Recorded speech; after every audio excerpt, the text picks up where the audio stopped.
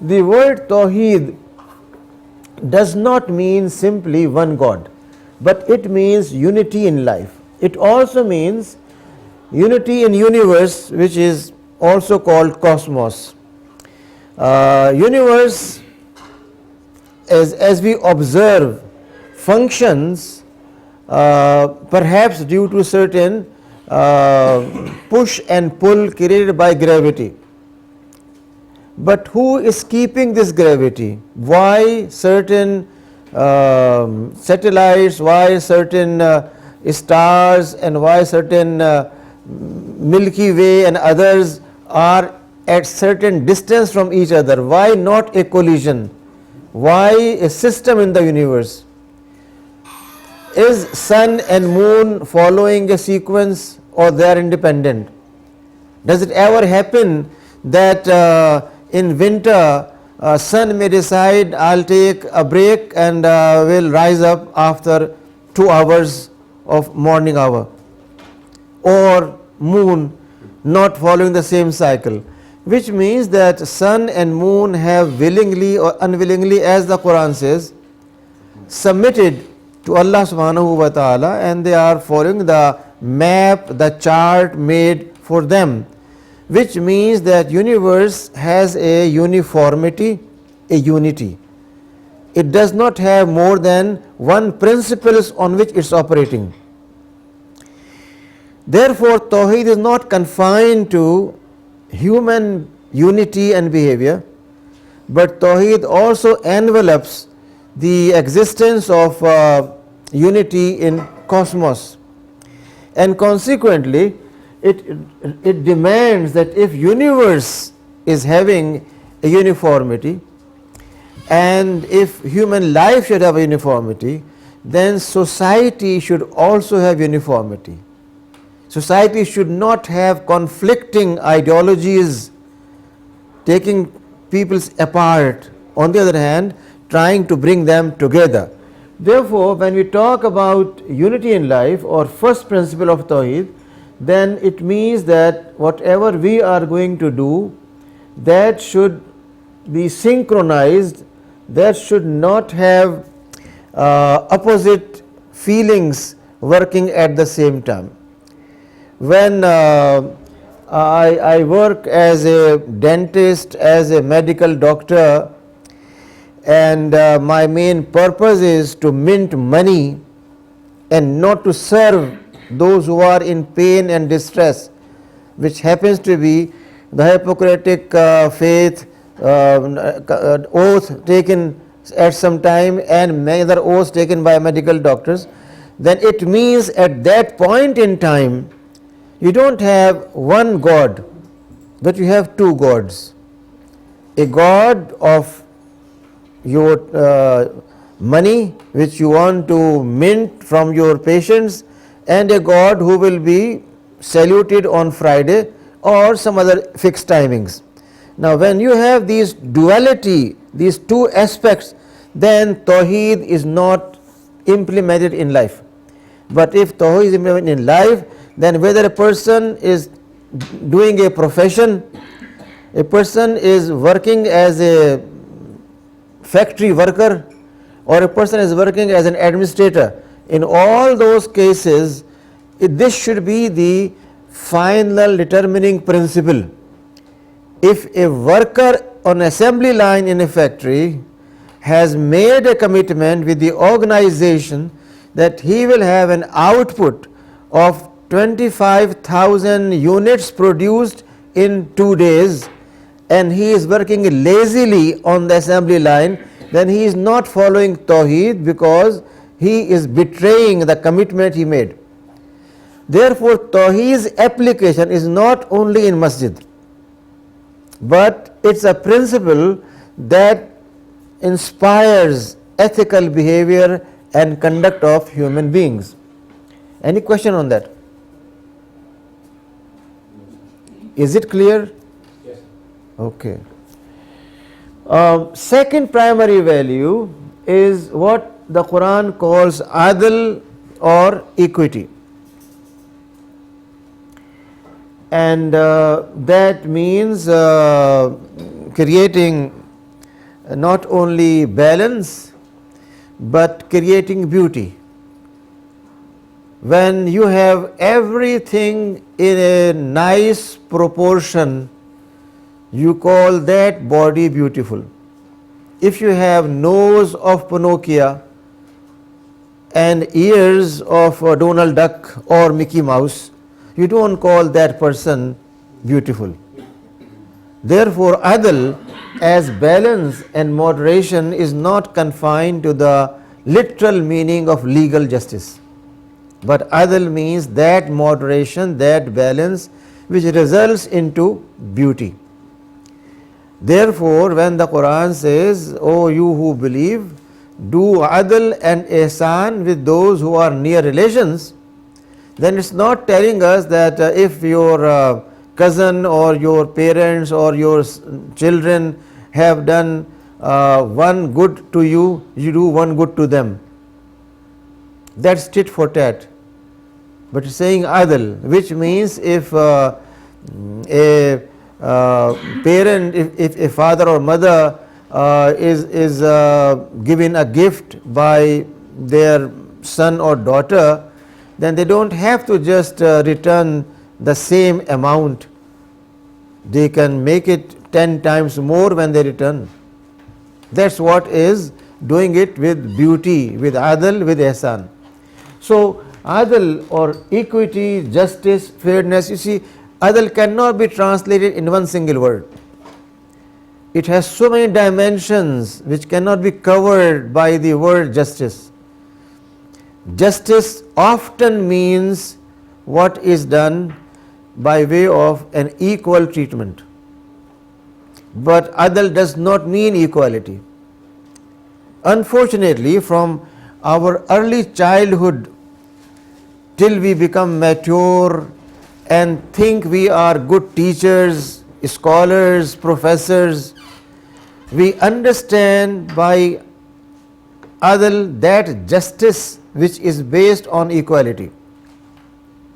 No doubt all human beings are one and same, but you cannot have a person who is having a taste for architecture and art and a person who is a cook or a cobbler placed at same level, although as human beings they are same. Their capabilities, their skills, their talent makes them different. Consequently, if you expect from a person who is a laborer building a highway and a person who is dealing with intellectual highways, a scholar who is developing models, theories and coming up with production of knowledge, you cannot say they are both equal. Therefore, the so-called concept of equality, which is applied quite often in the case of men and women, and people feel that they are discovering something very valuable and new by saying that women and men are equal, do not act justly.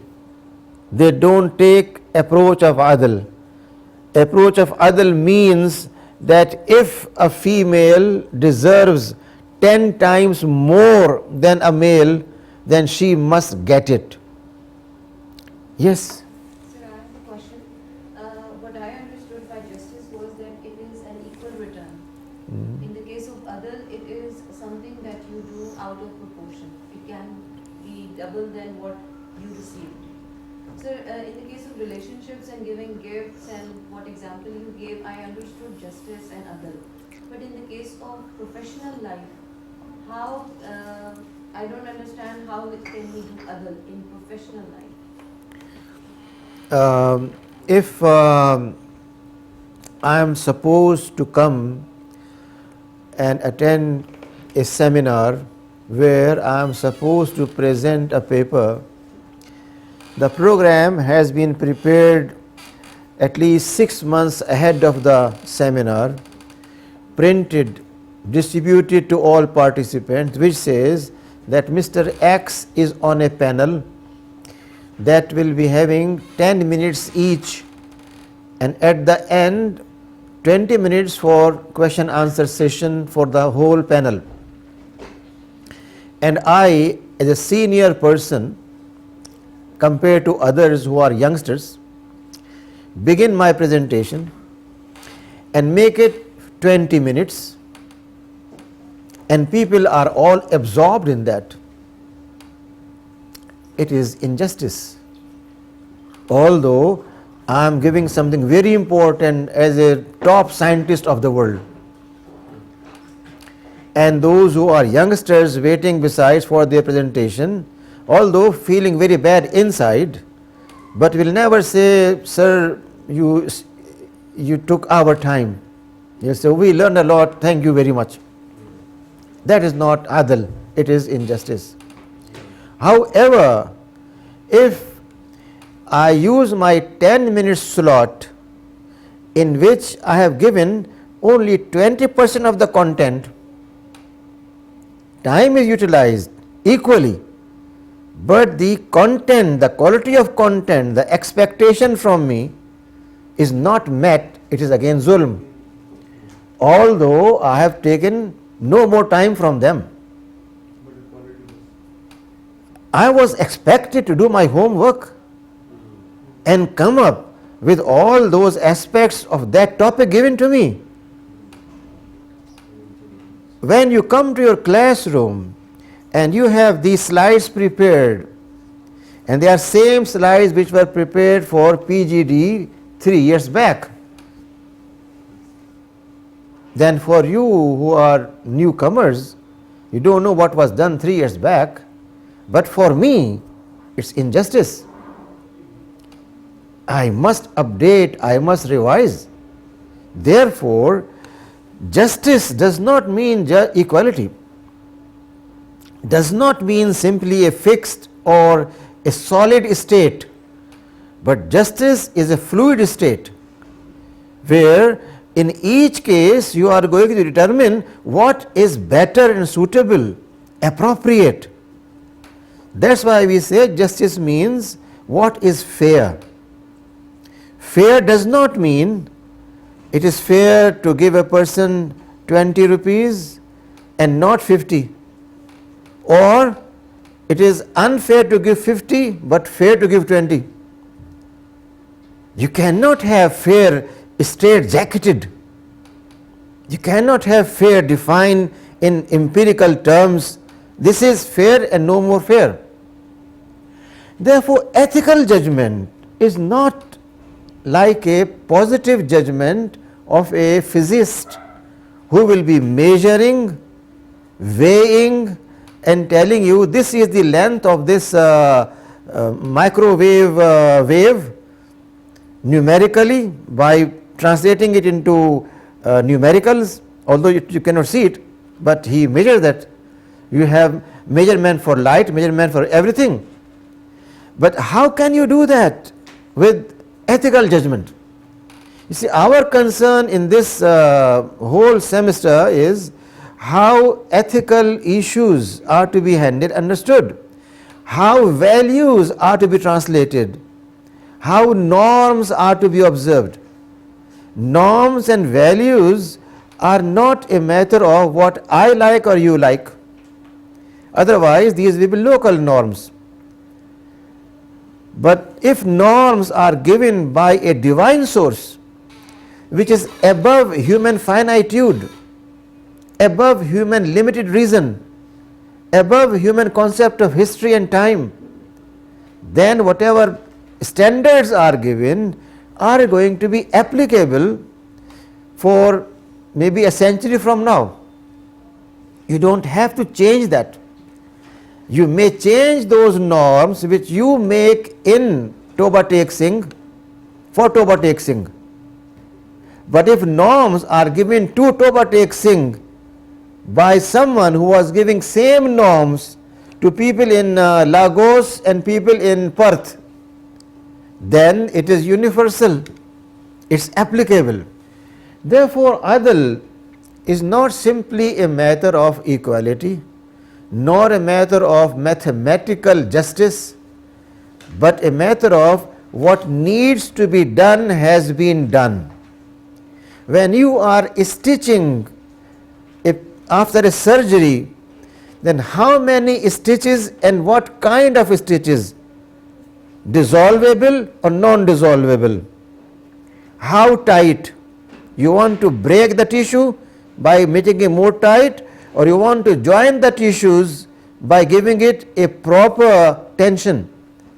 That proper tension is adl, and that proper tension means you are an experienced surgeon. Or else making a knot for stitches is no problem. Even a cobbler can do it. Cobbler makes those knots every day, but his knot and knot of a surgeon has to be different. If we ask a cobbler to make knots, is it justice? Although knot is made from same thread, but only when the surgeon has made that knot with that much distance which is required and no single micromillimeter less or more, then you say. But with the second patient, he may not do it. The second patient may have a body texture which is different. If he applies same measurement for this person, it's zulm, not adl. Therefore, justice is not something very simple. We can reduce that in one single word. Is that clear? Yes, sir. Okay. I have a question. Please, What please. is the difference between adl and ihsan? You see, adl means putting a thing in its proper place. This is how the definition exists in our legal literature. In books that deal with Islamic jurisprudence, adl is defined as placing a thing where it belongs. Okay? For example, if I start breathing from my ears, ultimately the system joins somewhere here. Your ENT system is not separated completely. But suppose I train my body and block my nose and create a passage inside somewhere in membranes, so I start breathing from my ears. It will be a remarkable thing done by me. People will say, look, what an expert, yoga expert. But is my ear designed for that purpose? Am I doing it because breathing belongs to this area or this area? Do I have same kind of membranes that function in this part of my sinus, where you have certain very soft tissues that absorb some dust, that emit some moisture, that keep my system working and does not freeze there? Do I have same? Is the antibacterial element created in my ears same as in nose? When I am doing it, the whole system is being challenged and changed by me, not justice at all. But when I take care of my nose with ihsan, that means I wash my nose at least 5 times a day with fresh water, then my membranes here get fresh touch, dust is removed, allergy is minimized, then I am using it in a proper manner. Now, ihsan means doing things with beauty. The root word is hasana, he, seen, noon. So, when it is said ihsan, then means you are doing something in a beautiful manner. It is very good to make a French salad with very crisp vegetables and present to a friend. But if you also put on it French dressing with olive oil or Thousand Islands or whatever you like, then you are doing it with ihsan. It's same salad, but you are adding. But if that salad is not just put in a bowl, mixed up together, but you find the lower level mixed together, then a level of carrots and one of tomato and one of whatever you want to put in that, and ultimately in the middle a flower made from a carrot or from a radish, then you further enjoy the salad. So that means that everything should be done with ihsan? Sure. That's what Islam wants. The meaning of taqwa is not long shirt and prayer hat. The meaning of taqwa, the root word is waqaya, which means doing things in most perfect manner. Itqan means perfection. Itqan, the word means that when you are doing things in the most perfect manner. So when you are praying in the way as suppose you prayed, when you are respecting your parents, the way to be respected, when you are loving your kids, the way to be loved, when you respect your wife, the way you are supposed to respect her and not treat her as a servant in your home, then you have taqwa. So then while dealing with others, we should have the attitude of ihsan. But while receiving relationships, receiving attitudes from others, we should have the concept of ihsan in mind, or we should, just they should be just touching the baseline when they give us some attitude. He said once we get used to ihsan, doing it, in a very beautifying way, whenever someone does something for us, then we expect in the same way. And then at that time we say that you should not be expecting that much, you should just, baseline should be met when someone is doing something. Perhaps in the back of your mind you are taking the word ihsan in Urdu. I am talking ihsan in the Quran. Ihsan in Urdu means that if some friend has brought a gift for me, then I return the same gift with added value to the person and not less than what has been received by me. This is what Urdu ihsan means.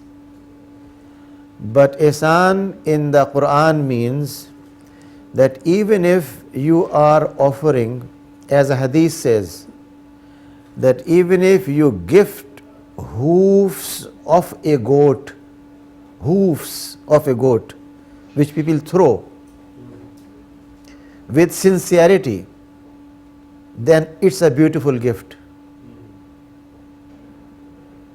That means it's not just the price tag. I am not aware of any society where hoofs of goat or cow will be given even a penny. The people throw it and don't care about it. But hadith says even if you are giving hoofs of a goat to a friend, then it is a gift. But gift with love and respect. If you study cross-cultural situation, you will find that quite often a Japanese will give you a gift wrapped in more decent manner than the gift itself. That means it's not value of the gift, but the way you present. So ihsan is not a matter of favor, not a matter of returning something with something more added to it. It could be even something less valuable, but with more respect and love and compassion, then it becomes more valuable. So unfortunately we have become so much materialistic in our life because of our so-called Eastern and Western cultures, where superficiality, showing off is considered as better than a person who is very simple and not imposing.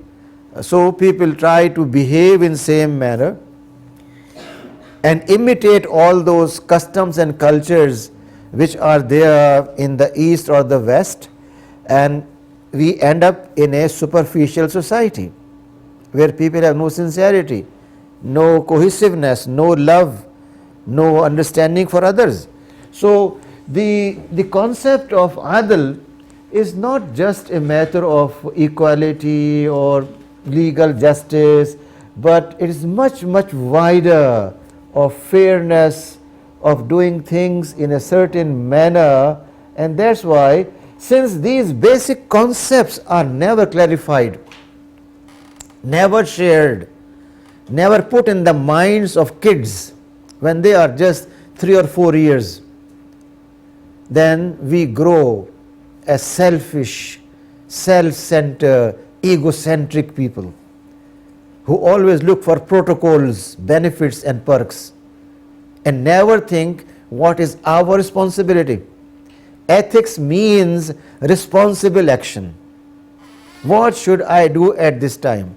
How should I do at this time? Why should I do it at this time? All these questions are to be asked, and only then ethical behavior will come out naturally without any kind of artificiality. Okay, next value, I think I have to go quickly on it. I cannot afford to have so much details on each point. These points will be elaborated later on when we discuss further details of what is ethics in Islamic framework. Next value, which is very much which is primary and universal, is protection and promotion of life. Life in the Quran is called nafs, ruh, and one's existence, and both terms are interchangeable. We also say nafsi, selfishness. So the Quran says, do not kill your nafs unnecessarily, and that means, or says, killing one nafs is killing the whole of humanity. That means life, protection and promotion, two very simple words. Protection means that all those aspects that harm our life on this planet are unethical. Therefore, if you provide sharp knives with razor edge to children who are hardly 3 years old to play, then you are harming their life.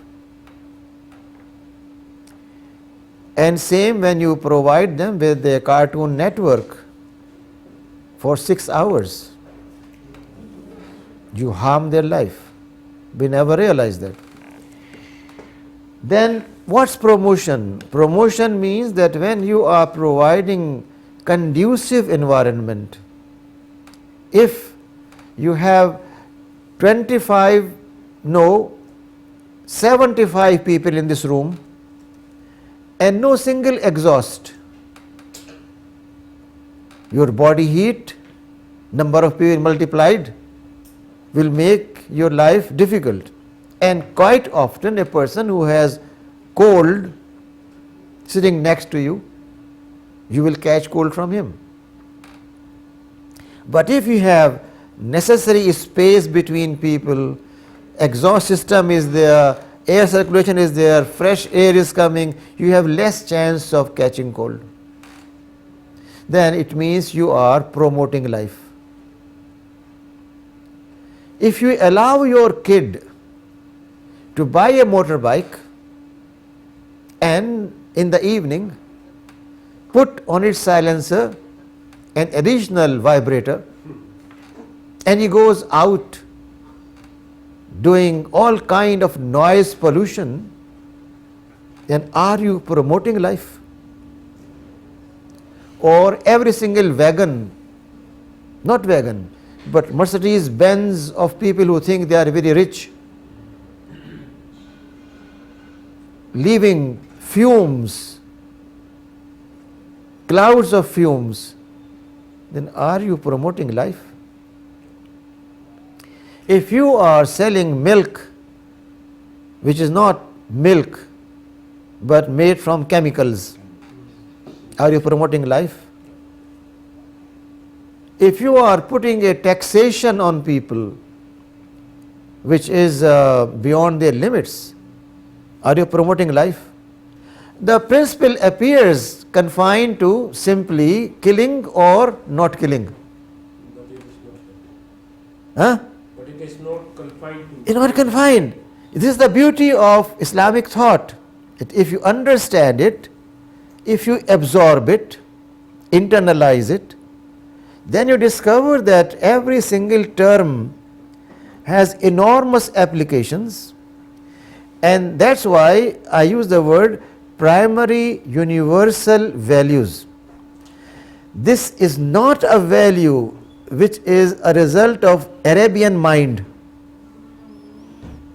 not a value result of Persian mind, not a value because of African mind, but it is a value given by the Creator Himself.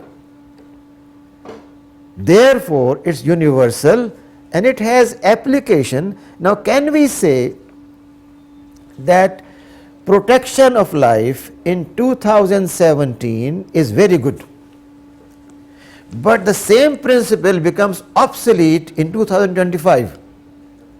Then we have liberty to kill anyone.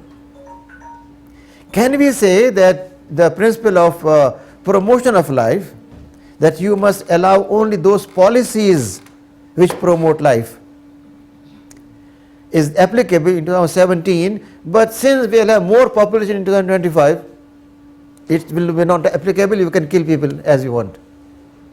Is it logical, rational, acceptable? Therefore, Islamic values are universal. They are not local Arabian imposed on non-Arab people. These were given to Arabs to change themselves. So its first target was to change Arabs into Muslims, and then to generate a society, a community of global Muslim community with those values. And therefore this is a primary value, and that also means all those aspects which you teach, contraceptives, all those procedures which are terminal procedures mean which cannot be reversed. All those processes which do not allow promotion of life and protection of life are against this principle. You have to think and rethink on your textbooks, on your teaching material, on what you are doing in your classes of physiology and anatomy, or later on mother care and so on and so forth, what you call that. All those aspects are based on this single principle given by the Quran, that do not kill but promote and protect human life. This applies to your genetic engineering, this applies to your termination of conception, this applies to your all those aspects where surgery and other areas are left free. And that's why you find that even in societies which we regard as very permissive and very liberal and very open, even there you find that this birth control issue becomes an election issue in North America and elsewhere. And political parties who are otherwise extremely liberal cannot take positions other than what they believe. Okay, then next value is protection of reason or aql, that only those actions should be performed which ultimately lead to promotion of a rational attitude and which are based on a reason. You cannot take an erratic approach about life. You cannot be simply guided by emotions, but you have to take an approach where reason is applied. Again, this principle tells you very clearly that what you are told, and millions of people are told from their childhood, that religious matters are emotional matters, don't touch people on those issues, there is no place for reason and logic in religion, does not apply on Islam, may apply on some other religions. It may apply on religions which are founded on dogma. Dogma means that faith which cannot be touched and analyzed, which is just given and period. For example, when you believe in Trinity and you say there is God, Holy Spirit and Jesus, peace be upon him, and say I believe in one God, how do we reconcile rationally? Three in one, yet you say one. That is a dogma. How it becomes one? What's the proportion? Is God 30%, 25%, 45%? What's Jesus' percentage? What's the percentage of Holy Ghost? No one can ask and no one can answer. In Latin, it's called scandalum. Scandalum means scandal in English, but it's a theological term which means that it is something beyond human reason, and therefore we cannot touch it, we cannot talk about it, but we have to accept it. That's what dogma. We have no dogma at all. The value of reason means everything has to be rationally, logically questioned, analyzed. Therefore, Islam happens to be the only faith in the family of all world religions where reason and rationality is part of Quranic teaching. The Quran again and again says, لَعَلَّكُمْ تَعْقِلُونَ. Don't you find you are people of thinking and so this is how the phenomena is. If you just permit me for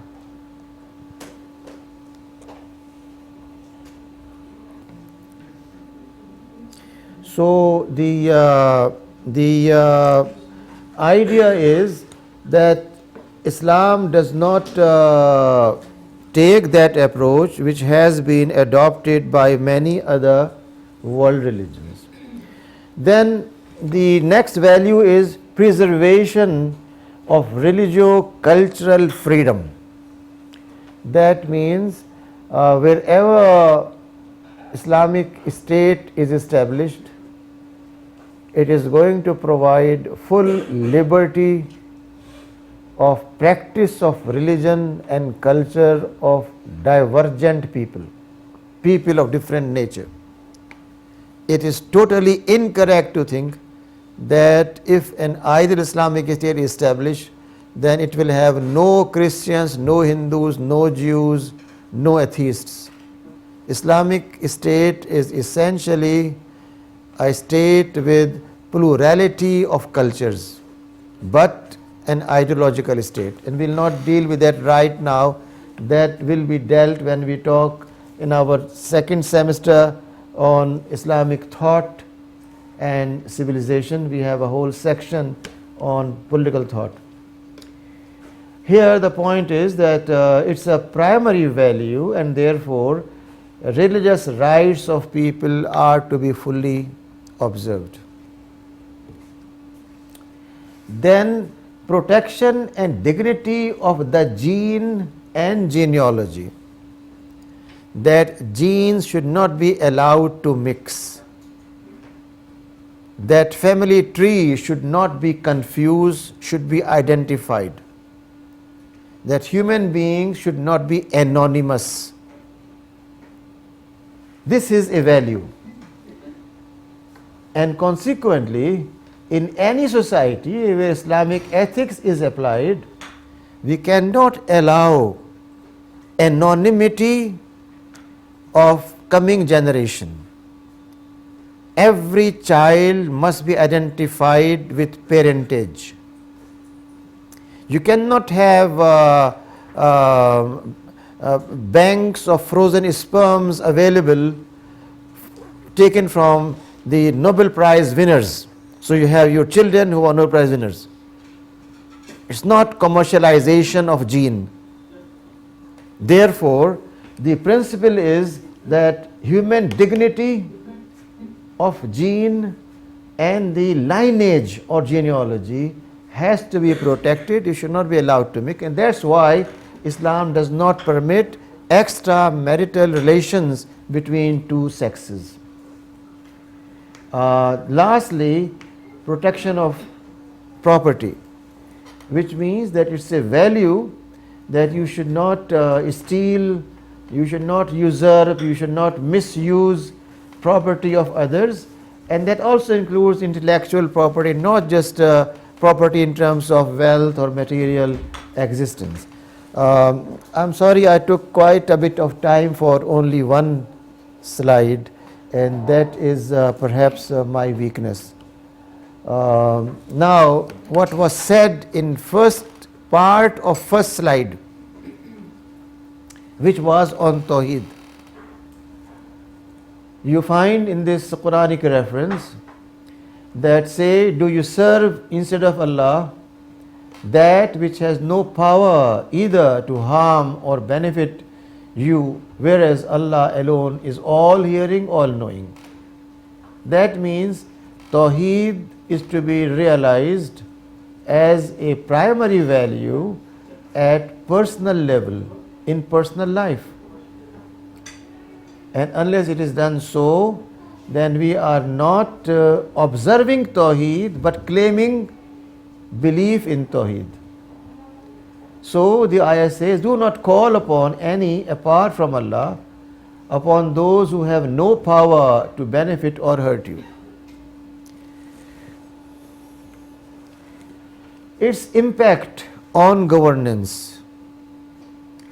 Tawheed means there is no sovereignty but of Allah.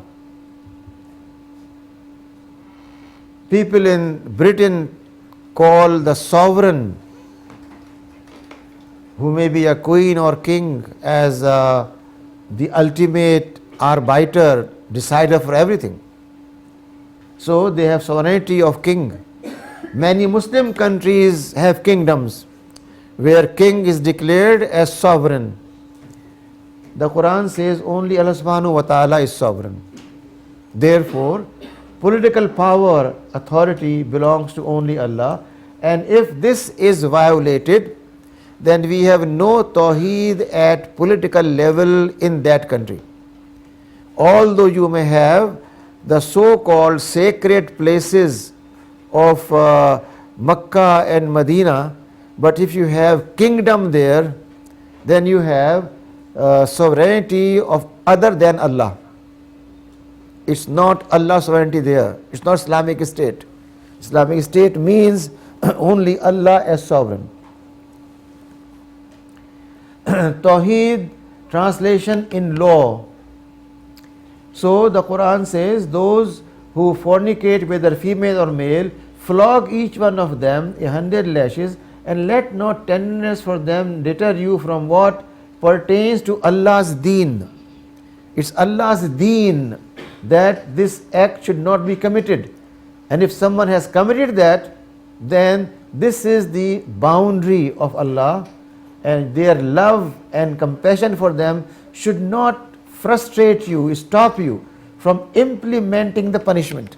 Otherwise, deen is not established. Therefore, deen is not what we think prayer and worship and religion.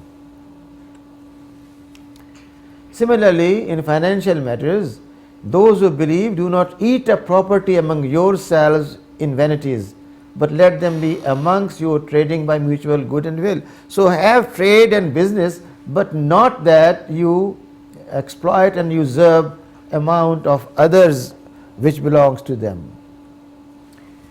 Tawheed financial matters, so the Quran says whatever is left of your earlier transactions of interest, leave those. And if you do not want to change that, you want to get interest or pay interest, then be prepared to face a war against you from Allah and His Messenger. Nowhere else the Quran has used more strong words than against those who indulge themselves in interest or usury, or who take loans and give loans on interest, like our normal banking system. So the Quran says very clearly, those who are doing it, they are inviting Allah subhanahu wa ta'ala and His Prophet to wage a war against them, and that means to execute them.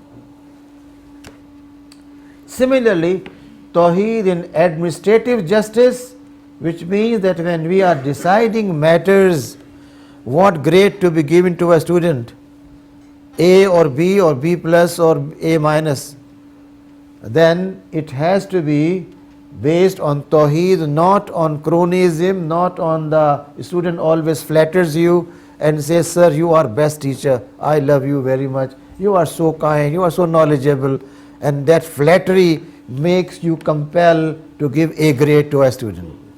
So Tawheed in administrative justice in all matters, we are human beings and we are all subject to that.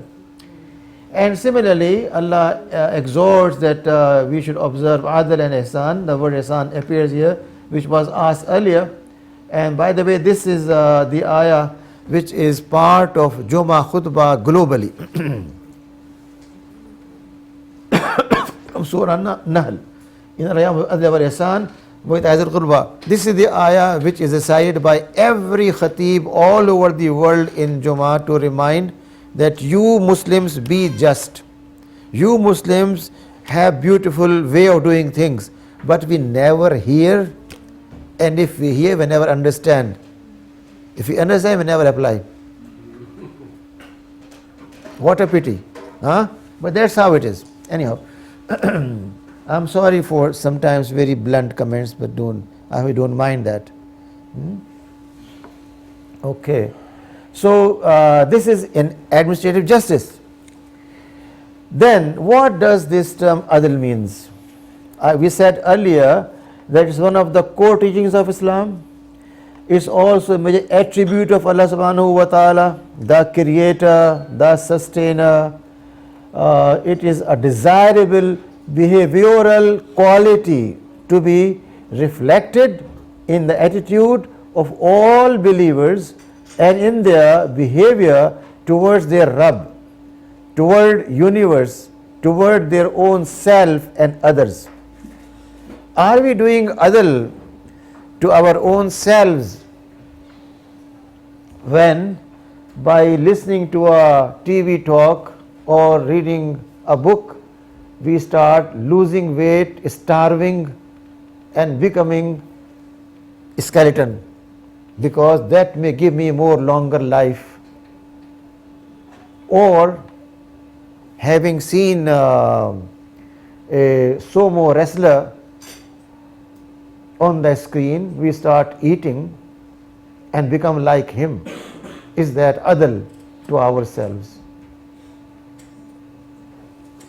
Similarly, is there adl towards universe when we are emitting carbon dioxide from every air conditioner, from every car, from every refrigerator, from every factory, nuclear waste, dumping that in oceans, destroying all life in oceans, and you find that Allah has put larger resource for us in oceans than on earth. Ocean is also a source for food. You have weeds, you have fish, you have all kinds of sea creatures, but we never realize that. So, are we doing justice toward universe or towards our own selves and people around us when you are shouting in your class on a student, do you do justice to your own self and to your student? Losing temper. Ji? Increasing of population is also unnecessarily the population already. جی آپ نے جو دو الفاظ استعمال فرمائے ہیں ان پہ ذرا سا غور کرنے کی ضرورت ہے. ایک تو آپ نے فرمایا کہ اضافہ انکریز ان پاپولیشن آبادی میں، اور ایک آپ نے فرمایا کہ نیسیسریلی اور ان نیسیسریلی. اس چیز کا فیصلہ کہ زمین پہ کتنی پیداوار 2017 میں پائی جاتی ہے اور پائی جا سکتی ہے 2025 تک، کس کو کرنا چاہیے؟ اس چیز کا فیصلہ کہ ایک انسان جو ایک خاندان کے اندر ہے وہ اپنے خاندان میں اضافہ کرے یا نہ کرے، یہ فیصلہ کس کو کرنا چاہیے؟ اس چیز کا فیصلہ کہ جو اس وقت ذرائع پائے جاتے ہیں کیا یہی ذرائع وہ ہیں جنہیں قیامت تک رہنا چاہیے یا اور کوئی ذریعہ نہیں ہو سکتا؟ یہ وہ سوالات ہیں جو کسی ہاں یا نہ میں نہیں ہو سکتے. سوری، میں واپس جاتا ہوں جو زبان ہماری لیکچر کی ہے اسی کے اندر. when we decide is it appropriate, correct or unnecessary or necessary, there should be an authority to decide about it. Suppose I am that authority and I decide that I should not have more than one child, while Allah and His Prophet says that do not kill life and let life grow and expand. Am I justified in my decision? Take the other extreme. My wife is diagnosed some problem by a specialist and they tell she should not have more than 3 or 4 conceptions. And I say no, since the Prophet liked larger family, so I must have 12 kids. Is that following Prophet and this ayah? Who is judge? Let's translate the issue into population, into food material. Suppose 1 square meter of a land produces 80 kilograms of corn, which people in a village consume. And we say in the village you have around 2,000 people. Now we anticipate with the same birth rate, in next 5 years we will have 4,000 people and same produce, which means we are allowing increase at one point, but here we have frozen the production. If we use brain, which we never do, then we should find out how we can have jumbo corns created by perhaps a GM intervention. You have now the concept of genetic modification, and that started with food material, now it is in human beings, but the origin was in vegetation. Now in that again we shall have to find out, when we do that modification, then is it going to provide same nutrition, or you have multiplicity in size and quantity but creating cancerous problems in body? By eliminating all those aspects, we can have organic food development in a way that when population is 4 times more, even then they get the food. Then alternate food thinking.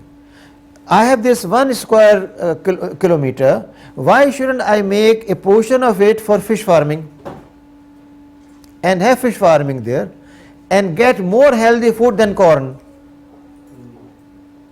If we only use brain, then all those superficial issues which were introduced by Malthus in 19th century, that if population increases, then you will have a scarcity of resources, and that's what we had taken as a belief.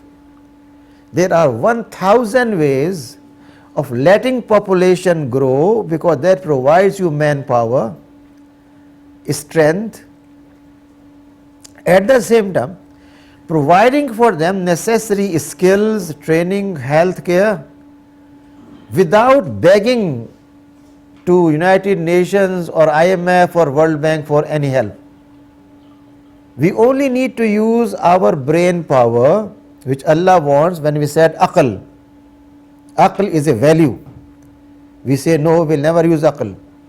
We'll follow blindly what Britain was doing and now what America is doing. These two gods. Earlier God was British, now American God. Then we will end up in mess if we do that.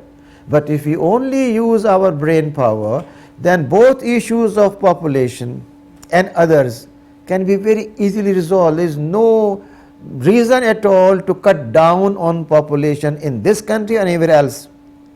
Resources can be increased, multiplied to unimaginable limits, which we are not doing. Try to find out in a so-called grocery store in New York or in Australia, on the stacks, how many brands of cereals are for the people and how many brands of food are for dogs and cats. You will find no less than same space covered with the variety of dog food and cat food. But if we were observing the biological cycle of replenishing things and then the natural cycle, then your waste in your home will be going to be recycled biologically by people around. You peel your carrots and apples and whatever and potatoes, and you give that to your goat, to your cow, to your horse, and that generates again through a biomedical process milk and whatnot, and then again it's recycled. A whole process has been frozen by our artificiality of life, and that creates more chemical waste than anything else. If you only collect 1 week's empty cans of Coke and Pepsi in North America, you can make a wall from Philadelphia to San Francisco. This is figures quoted on net which I have seen. Sir, I mean, it is not matter of resources. Ji. Resources can be increased, but I just explaining my, I am a villager. I live in. Very good. Yeah. Tell us your wisdom. Sir होता ये था कि अब पहले हमारा जो गाँव था बड़ा खूबसूरत था, ठीक है, उसमें एक दरिया भी था, मतलब अब उसमें इतनी आबादी हो चुकी है जी कि हम वो सारे रिसोर्सेज जो पहले बहुत खूबसूरत बहार में परिंदे आया करते थे, अब कभी नजर नहीं आते। जी जी मैं जो समझता हूँ वो ज़्यादा आबादी की वजह से, ओवर पॉपुलेशन की वजह से, पहले वो सारे जो जंगलात थे, गेड़ दरख्त थे, वो काट दिए गए, मतलब आबादी की तहाशा बढ़ी। अभी पीछे से लोग आते थे, कुछ अपने भी उधर बढ़े, तो ये जरा मैटर ऑफ रिसोर्सेज बेशक बढ़ गए, मतलब स्टैंडर्ड लाइफ ज़्यादा बाहर रहे लोग, बाहर से पैसा आया कुछ, जी वो लोग जो स्टैंडर्ड लाइफ बहुत ही जी जी के साथ साथ जो दूसरे इशू थे, जो नेचर ब्यूटी थी, वो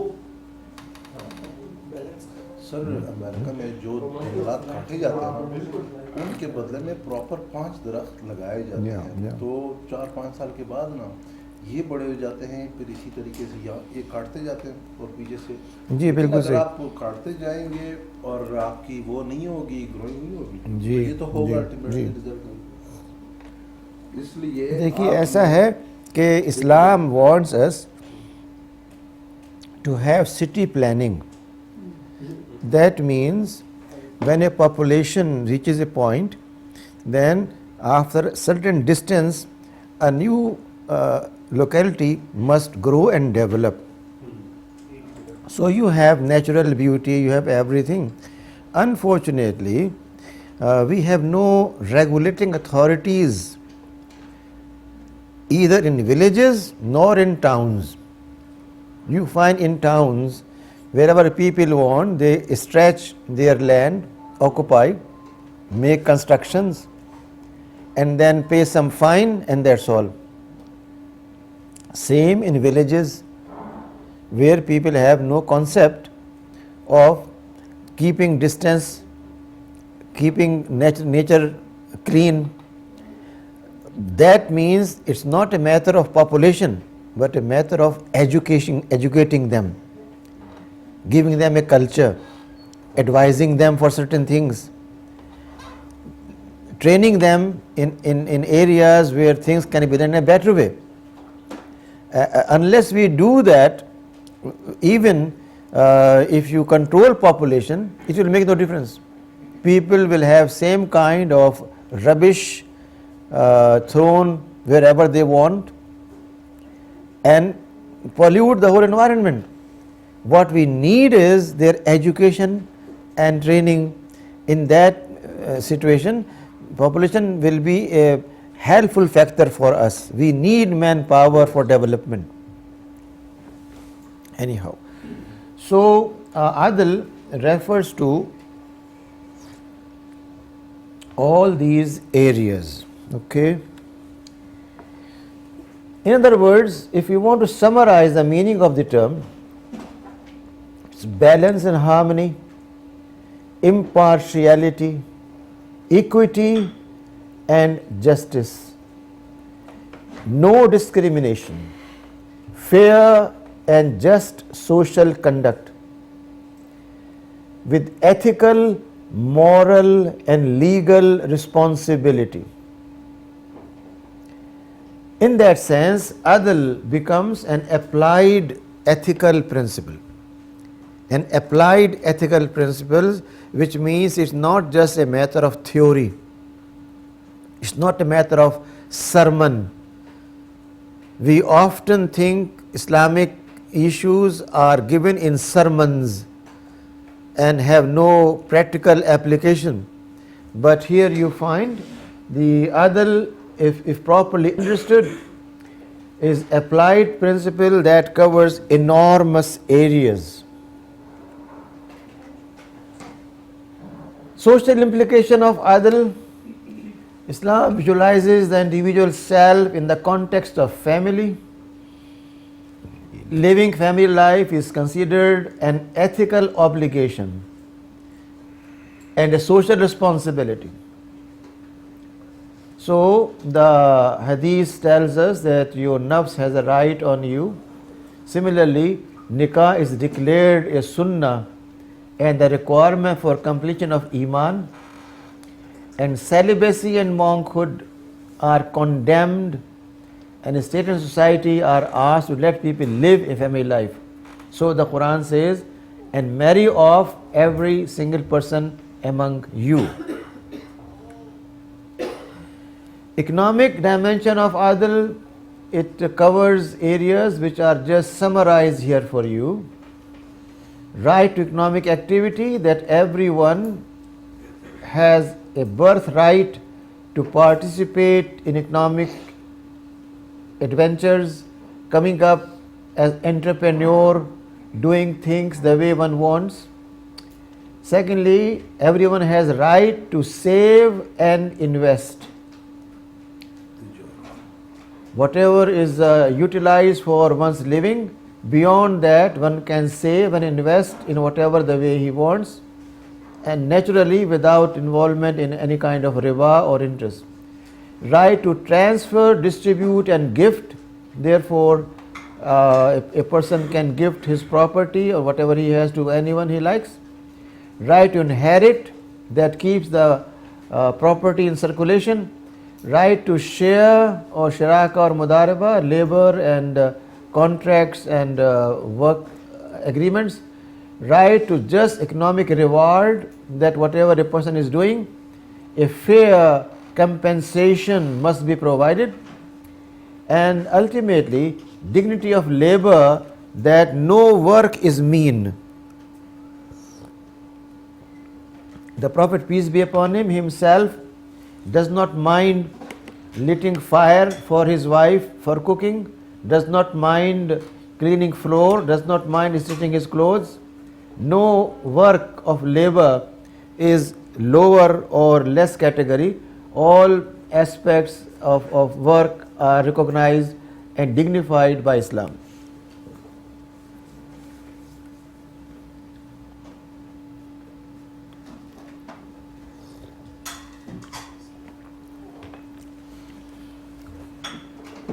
Impact of other political order, holding of independent views and opinion, that every believer has a right to express his or her opinion on various issues. Assuming public responsibility, that means there is no group of people, clergy or ulama or people of religious nature, who alone can become rulers. No. Khilafa, Imara, Niyaba, Imama, all terms used are public responsibilities, and anyone who qualifies for that can enjoy that authority. Then decision making, trying to come up with consensus view on issues by debating, formation of group or jama or congregation. You can make an organization, a party. Then to fight for truth, for justice and virtue, for public good, and to take steps for administrative elimination of injustice, falsehood, corruption and obscenity. Summarized in just two terms: Amar bil Maroof, that means when we establish virtue, good and welfare, and Nahi anil Munkar, when we eliminate injustice, falsehood and corruption. These are political dimensions of this term Adl. In the domain of religion and culture, liberty to interpret the Quran and Sunnah within the Muslim Ummah. There is no single group of people who enjoy immunity or who have the authority to interpret. Everyone who develops the capacity to understand the Quran and Sunnah has liberty to interpret the Quran. Right to practice one's faith and culture as a non-Muslim, and then use of principle of ijtihad as a requirement, which means that a medical doctor, an engineer, a pharmacist is obliged by his or her faith to be innovative.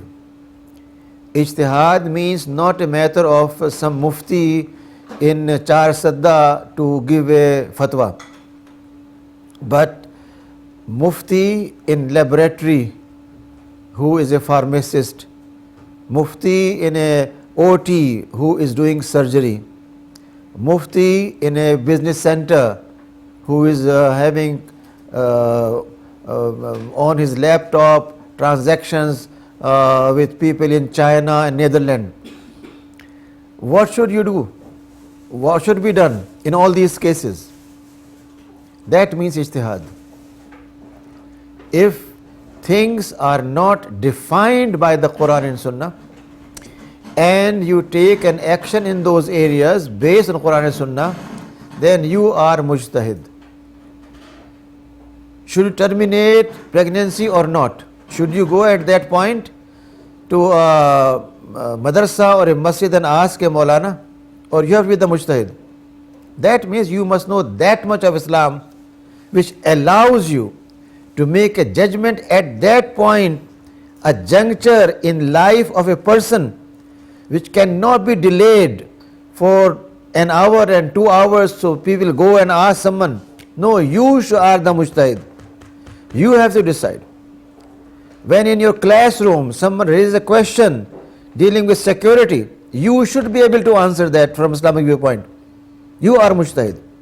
You cannot say, well, I was a graduate of Harvard, they never told me Sharia, so I cannot. You go to Mufti Sahib to ask. No, don't teach then.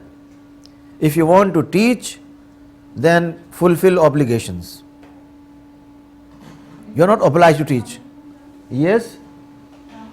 Doctor Sania from Peshawar. جی جی. السلام علیکم. وعلیکم السلام. میں یہ پوچھنا چاہتی ہوں جی. اسی حوالے سے اسی پوائنٹ میں کہ ابھی ہمارے درمیان بھی کافی اس طرح کی بات ہوتی ہے کہ جیسے مفتی تقی عثمانی صاحب فرماتے ہیں کہ صرف جو وعظ ہے نا صرف کچھ خصوصی علماء ہی دے سکتے ہیں, جی. عام مسلمان نہیں دے سکتے, قرآن بیان کر سکتے. تو اس کے بارے میں ذرا کلیئرٹی چاہتی ہوں کہ میرا خیال ہے کہ جب اللہ تعالیٰ نے فرمایا ہے کہ تم میں سے ہر ایک جو ہے ہر ایک کا حکم ہے تو تم کو بہترین امت ہے جو نکالی گئی ہے لوگوں کے لیے, تو ہر امت کا ہر فرد جاری ہے. اس کے بارے میں آپ کیا کہتے ہیں؟ دیکھیے, اس کے بارے میں میرے کہنے کی ضرورت کوئی بھی نہیں ہے.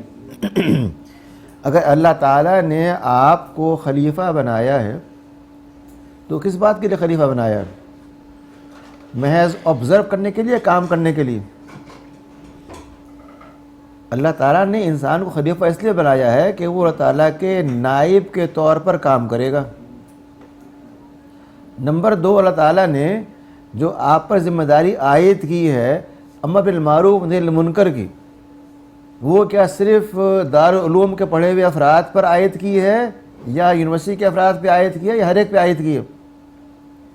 گویا ہر مسلمان کو معروف کا حکم دینے کا جب کہا جا رہا ہے تو اس کو یہ بھی کرنا ہوگا کہ معلوم کرے کہ معروف کیا ہے اور کہنا بھی ہوگا. جب علیہ السلام یہ بات فرماتے ہیں کہ بلغوا عنی ولو آیا, تو کیا اس کا مطلب یہ ہے کہ جو مفتیان کرام پائے جاتے ہیں وہ صرف ایک آیت جانتے ہیں یا اور بھی کچھ جانتے ہیں؟ اور جو محض ایک آیت جانتا ہے وہ کیا کرے؟ حدیث کا مطلب یہ ہے کہ جو ایک آیت جانتا ہے وہ بھی وڈرا نہیں کرے گا, آگے بڑھے گا, بیان کرے گا, بتائے گا. تو اس میں کوئی آپ کو مجھ سے پوچھنے کی ضرورت نہیں ہے. میں تو بار بار یہ بات کہتا ہوں کہ بجائے افراد سے معلوم کرنے کے آپ کو چاہیے کہ آپ قرآن و حدیث کو خود کھول کے دیکھیں اور پوچھیں کہ ہم کیا کریں, اور جب آپ کو وہاں سے ملے گا براہ راست. سر اس میں ایک چیز شیئر کروں گا. جی. ایک عالم سے میں نے پوچھا ایک مسئلہ ریگارڈنگ کورٹ کچہری, تو اس نے مجھے بتایا کہ یہ چیز آپ پراپرلی سارا لکھیں اور ایک انویلپ میں ڈال کے دارالفتاوا اس ایڈریس پہ جی جی وکٹوریہ ٹاؤن میں جی روانہ کر دیں. جی جی. پھر میں نے اسے پوچھا کہ وہاں کیا ہوگا, کہتا وہاں پر مختلف مفتی کرام بیٹھے ہوتے ہیں, کسی کا کورٹ اینڈ بینکنگ میں انٹرنشپ ایکسپیرینس ہوتا ہے, وہ ساری باریکیوں کو سمجھتے ہیں, ہوتے عالم مولوی ہیں, کسی کا دوسرے کاروبار اور بزنس میں ہوتا ہے, کسی کے ڈاکٹرز کے ساتھ ہاسپٹلز.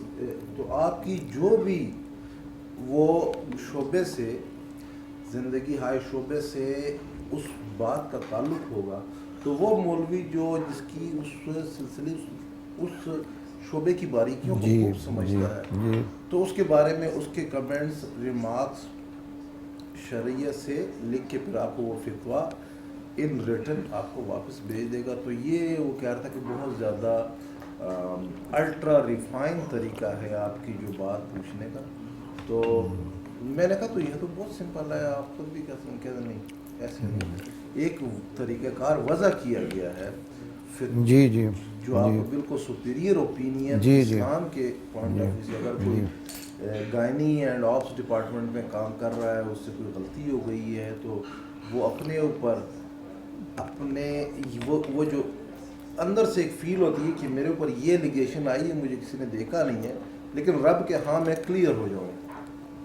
تو وہ کرتا کہ اس طریقے سے آپ وہ فتویٰ ان ریٹرن وہ آپ کو مل جائے گا تو وہ زیادہ بہتر طریقہ ہے بجائے کہ آپ کو ہر مولوی صاحب یا سے پوچھیں یا خود جی books پڑھ کے اس جی کے بارے میں ڈیسائڈ کریں.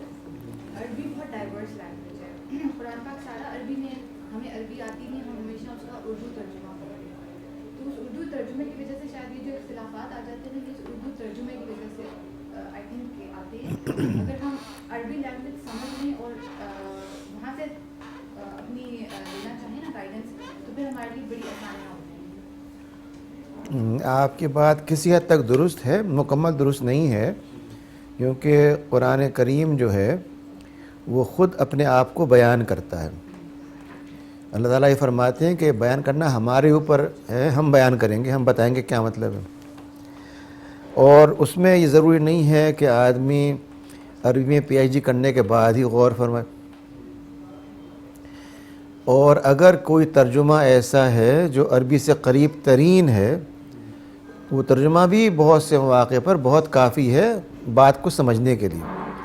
جو اصل ایشو ہے وہ یہ کہ should a group of people who are called specialists in Islamic studies or called mufti be asked for everything, or should a professional have basic capacity to differentiate between what is halal and haram and what is preferable?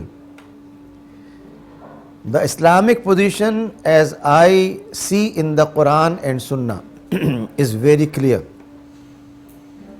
I am accountable for that much which I know. Within that much which I know, if I act responsibly, I do not have to ask anyone. Hadith says your heart is your mufti, which means you ask your heart that I am a GP, but as a GP, the patient I am examining has this problem, which does not require a micro specialist of only one nostril, not the other nostril. If I know that much which is needed, I should act. I should not say you go to the expert of right nostril, then you can get a medication. However, if there is a complex issue, then you don't need just one doctor, but you have medical board. Tell me, in every hospital, don't we have an early morning assembly of experts to sit together and look into what they are going to do surgeries today and what are problems there? I, as a non-medical doctor, know all these things. So, where you need to consult a specialist, go and do it. But if you are a GP and you know certain issues that you can handle very easily, then why you have to send to a mufti? No need at all. That is cumbersome, unfair to the patient.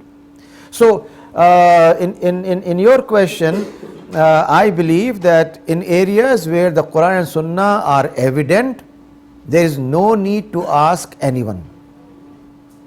Just ask your own heart, am I fair, or I am exploiting the Quran and Hadith for myself, misusing.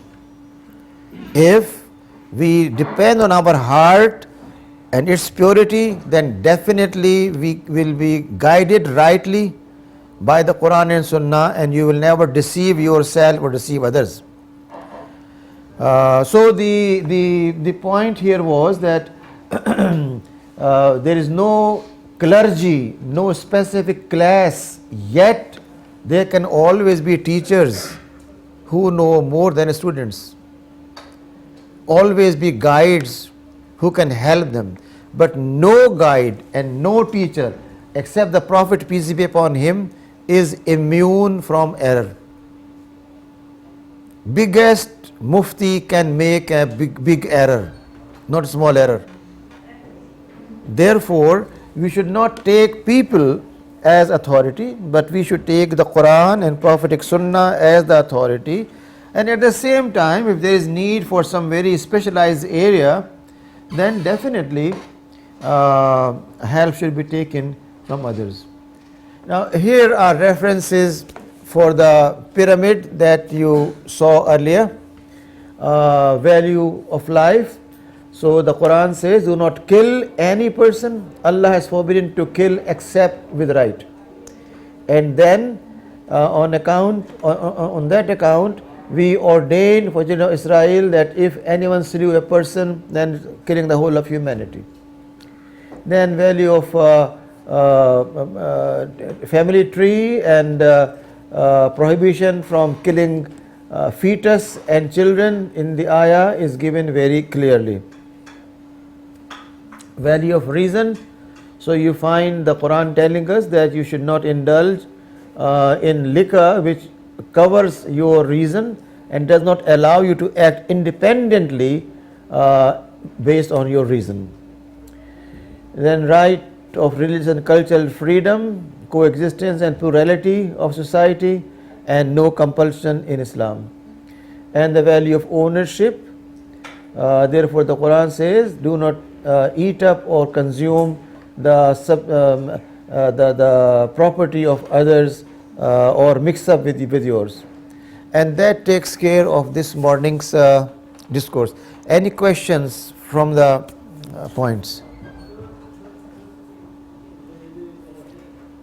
کوئی آپ کے تجاویز اس جو ہمارا یہ موڈول ہے ethics کا، اس کو زیادہ بہتر بنانے کے لیے کس طرح آپ لوگ زیادہ انوالو ہو سکتے ہیں؟ مقصد یہاں پہ کوئی خطبہ دینا نہیں ہے، بلکہ مقصد یہ ہے کہ آپ لوگ انوالو ہوں، اس پہ سوچیں اور مجھے بتائیں کہ یہ جو ہمارے مسائل ہیں ان کا حل کوئی نہیں ہو سکتا یا ہو سکتا. The purpose is not to give you a lecture. I am not a lecturer. I am here as your colleague to expose you to issues. These are the issues, and we need to find out how new issues can be discovered and these issues can be resolved. So this is the main purpose of this whole PGD. It's not a class in the normal sense of a class. Ji. Sir, इसको अगर make it a little more like you said that we should be all responding to. Ji. So can we do it like something like a case-based study? Definitely. We put up a question. Definitely, show us definitely. a case and let's get the proof from it. Definitely. That would be Definitely. If you have seen my course outline, then it gives you all liberty, and from the textbooks that are recommended, you can go over them and based on that make a case study in your own area where you feel more comfortable, present that in the class, discuss it here. It's very welcome idea. That's what we want ourselves. I don't want to lecture at all. I want to hear from you on those issues, but I believe that we should have some common ground to have a dialogue. For that dialogue, I bring some information. So based on that, we can interact and exchange our views. This is the main purpose. Otherwise, if you open the Quran, you will find all those ayat yourself. I am not discovering anything new for you. I am just bringing what I believe is relevant to this topic and inviting you to bring some more material from the Quran and Sunnah which is relevant, and I may have missed that. So the purpose is to having an ongoing discussion and dialogue among faculty members, which is anyhow an objective of university. University means where teachers are producing knowledge, interacting continuously, not confining themselves to their micro subject, thinking that, well, I am electrical engineer, I'll teach only electrical engineering, nothing more. No. Ji. سر ہم نے کبھی قرآن کو پڑھنے اور اس کو سمجھنے کی کوشش ہی نہیں کی ہے. بہت مشکل کتابیں جو ہم لوگ پڑھ رہے ہیں, جی جی. لیکن کبھی ہم نے آج کل بہت ایزی تفاسیر آ چکے ہیں. مطلب ترجمہ قرآن آپ پڑھیں تو اس میں کوئی چیز ایسی مشکل نہیں جو آپ کو سمجھنا ہے, لیکن ہم نے کبھی کوشش ہی نہیں کی. جی. سب سے اچھی میں مصباح القرآن بڑا اچھا انہوں نے ترجمہ کیا ہے طاہر صاحب نے. وہ کلر میں جی جی وہ بڑا ہیلپ فل ہے مجھے. اس کا ایپس بھی ہے مثال قرآن وغیرہ آپ خود بھی سیکھ سکتے ہیں. جی جی قرآن کے ترجمے کے ترجمہ کیونکہ بہت سارے موسٹلی انہوں نے بتایا کہ بہت سارے ورڈ جو اردو میں یوز ہوتے ہیں. جی جی تو آپ اس کو جی جی پڑھا تو ہوتا ہے قرآن ترجمے کے ساتھ تو پھر وہ اگر آپ بات کو دیکھیں گے تو آپ کے ذہن میں سارا ترجمہ آ جاتا ہے. ایک صاحب نان پروفیشنل ہیں, کرن اشفاق نام ہے ان کا, ہمارے والے نہیں, ان کا بھی نام ہے.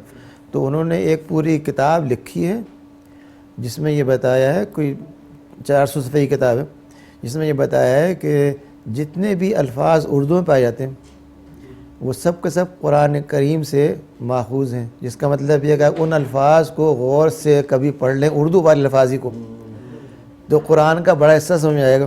ہمارا مسئلہ یہ ہے کہ آپ کے بچے خاص طور پہ, اور شاید آپ بھی, بجائے اردو کے ایک نئی نسل جس کا نام ہے رومنائز اردو, جو میں نہیں پڑھ سکتا. I cannot read a single word of romanized Urdu. I can read Urdu Rasm al-Khat very fast or English very fast, but not Urdu written in Roman. This is impossible for me to read. Impossible. So that means after 2 generations, all that literature of tafsir, shair, adab, stories, history, nothing can be read by your coming generations. This is a very simple strategy of shaitan. سر جیسے Kenya میں سواہیلی زبان جو ہے جی جی جی وہ عربی جی ہاں جی اور ہاں جی جی 60% جی جو ہے جی لیکن وہ لکھتے ہیں جی یہ انگلش میں جی, تو وہ لیکن وہ لکھتے اب ہیں, پہلے نہیں تھی وہ. جیسے اوریجنلی وہ نہیں تھی, اوریجنل کا رسم خط عربی تھا. ہاں یہی تھا ملیشین کا, اوریجنل رسم خط عربی تھا, وہاں بھی انہوں نے چینج کیا, ترکی میں چینج کیا. Everywhere it has been an planned activity to cut you from your heritage, تاکہ 2 نسلوں کے بعد آپ کچھ پڑھ نہیں سکتے سرے سے. صومالیہ کی زبان کو اگر آپ دیکھیں تو 90% عربی آپ کو جی لگے جی گی, جی 70% اسی طریقے سے یوگینڈا کی آپ کو 50% عربی جی لگے گی. لیکن وہ رسم الخط انہوں نے ایسے کر دیا کہ اب بندہ سمجھتا ہے کہ یہ میری جی زبان جی ہے. بالکل ایسا ہی ہے, وہ آپ سے کیا جا رہا ہے اور آپ اس پہ خوش ہیں, راضی ہیں. 50 وہ 50 کو کہتے ہیں, عربی میں بھی اس جی ہاں وہی کہتے ہیں. کوئی سوال اس موضوع کے اوپر؟ جی جو ہے ایک کوسچن ویسے سینیریو بیس ہے, to be silent at your boss decisions is another. جی سائلنس کا مطلب 2 ہو سکتے ہیں. ایک تو یہ ہے کہ آپ ایگری کر رہے ہیں, دوسرے یہ کہ آپ اس کو انڈورس بھی کر رہے ہیں ساتھ میں. اسلام مطالبہ یہ کرتا ہے کہ آپ وہی چیز انڈورس کریں جو صحیح ہو, اور اگر کچھ غلط ہے تو اس پہ آپ کا آواز اٹھانا آپ کا فریضہ ہے. جب حدیث میں یہ آتا ہے کہ اگر تم کوئی غلط کام ہوتے ہوئے دیکھو تو اس کو اپنے ہاتھ سے روکو, اس کو زبان سے روکو, یا اس کے بارے میں یہ سوچو کہ یہ لازماً غلط ہے. تو دس gives us prioritization of behavior. It does not say that just in your heart feel very bad about it and keep on burning but never open your mouth and never use resources. If in your classroom no principal, no dean, no vice chancellor, no manager of the campus is intruding and you are authority and you cannot deliver what you want to deliver, who is responsible? Therefore, people should understand priority. First thing is to use your strength of physical strength needed or resources needed, tools needed. Second is speech. At least protest against it and say it's wrong. But to say something is wrong has 1,000 variations. If you listen to your senior doing something, you say, "Sir, you look to be very ignorant in saying that." Other possibility is, "Sir, what you are saying is perhaps right, but I recently went through a research paper which says so and so. Can we further think about it?" It depends how you are going to communicate. Some people have a tendency to begin with anger and show that this is a proof of Iman. It's not. Iman means when you are doing things in most appropriate manner. Therefore, mu'iza hasana, dawa bil hikmah, these are the words of the Quran. Udra se rabbika bil hikmati wa mu'iza hasana. Invite people towards the path of Allah subhanahu wa ta'ala with wisdom and very appropriate polite word. So there is no room for keeping silent. Definitely one should express disagreement in polite words, and if needed in a loud manner. The Quran says that lady whose right has been denied is permitted to raise her voice, although Allah does not like raising voice, but she has right, and it's a lady who has given this right to all humanity. Because of her problem, Allah said, no, this lady has right to protest and shout. That means it was a problem dealing with a female, but that problem led the Quran to allow that right to whole of humanity. Now it's no more only for women, but for everyone.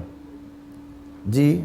Sir, but when suppose that person says something out loud when they undergo a problem, but the rest of the community, the rest of the group tells them that, "Hey, you should have done sabr."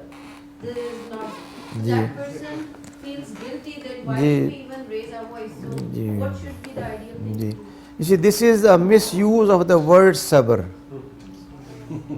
Sabr in Arabic does not mean to surrender or withdraw, but sabr means that when a person is strongly keeping his or her position. So the Quran says you should be constant in doing things, which is sabr, not withdrawing or not submitting. In Urdu we have meaning of sabr, which is of surrender and withdrawal, but Arabic term sabr means istiqama, persistence, continuously striving for that. That is the meaning of sabr. Sabr also in the Quran means jihad. Therefore in Surah Anfal, ayah number 67, the Quran says if you have only 20 sabirun, they will overcome 200 unbelievers. Sabirun, sabr karne wale. So the term sabr is misunderstood when we go for its Urdu meaning, but in the Quran sabr is not keeping silent, withdrawal, but doing jihad, actively persisting on your position. سر جی مسلم کی ایک حدیث ہے جس کا مفہوم ہے کہ اپنی مسلمان بھائی کی مدد کرو خواہ وہ ظالم ہو یا جی مظلوم جی ہو۔ تو فرمایا کہ مظلوم ہونے کی صورت میں میں اس کی مدد کر لوں گا، اے اللہ کے نبی ظالم ہونے کی صورت میں اس کی کیسی مدد کروں؟ تو فرمایا کہ اس کو ظلم سے روکو، یہی اس کی مدد ہے۔ جی جی انصر اخاکم ظالمن او مظلوم. These are the wordings of hadith that help your brother whether he is zalim or mazloom. And the question was asked, how do we help a zalim? Mazloom can be understood. And the answer was that to stop zalim from zulm is helping him, which means we cannot be silent observers, but we have to be proactive all the time, coming forward and doing things. not looking for people what will they say. Okay? Sir, एक last thing. जी. سر جو ہم کسی کا نقصان ہو جاتا ہے, کسی کی ڈیتھ ہوئی فیملی میں یا ایسی کوئی چیز اور اس پہ وہ گلا کریں اور اس کو جو سے کہتے ہیں صبر کرو, تو ان ریلیجن دس از کہ صبر اس ٹائم ہونا چاہیے, ناٹ کہ آپ نے سب کچھ بول دیا, گلے کر دیے اور اس کے بعد آپ کہیں کہ اب میں صبر کر رہا ہوں. تو پھر قرآن شریف میں پھر یہ کیا ہے, پھر صبر کو آپ تو کہہ رہے ہیں پرسسٹنس, وڈرا نہیں کرنا, اسٹے فورتھ, تو پھر یہ کیسے, یہ دونوں صبر کی ہی. دیکھیے صبر کا مطلب جو آپ نے بات فرمائی ہے, in that it's very simple. A person who is affected by a shocking phenomena, having sabr means that one should be able to control or manage one's emotions. Management of emotions is the meaning of sabr. It is not a matter of not letting tears fall down or not having a feeling of grief. When Prophet's son passes away, then tears come out and someone says, even the Prophet cries. He said, it's human.